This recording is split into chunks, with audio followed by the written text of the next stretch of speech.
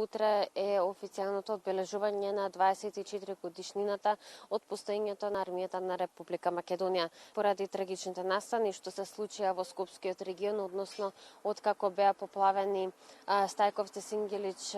Инџиково и останатите населби сабота 6 август,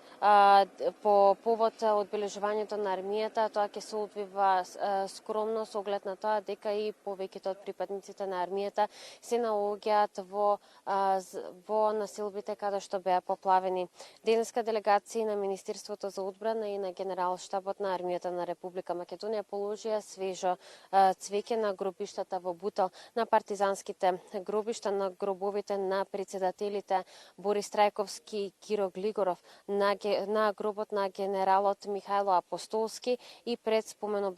обележието на загинатите бранители од 2001 година на платото пред главниот влез на Министерството. А исто така вечерва во касарната Илинден во Скопје во 19 часот и 30 минути ќе се реализира почесна артилериска стрелба со истрелување на 10 плутони од артилериски орудија од страна на единицата на артилерискиот батальон на армијата на Република Македонија.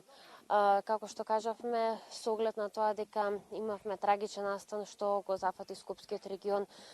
пред речиси 2 недели, одбележувањето на Денот на армијата на Република Македонија ќе се одбележува скромно и односно нема да има парадирање низ главниот град како што можевме да видиме изминатите години.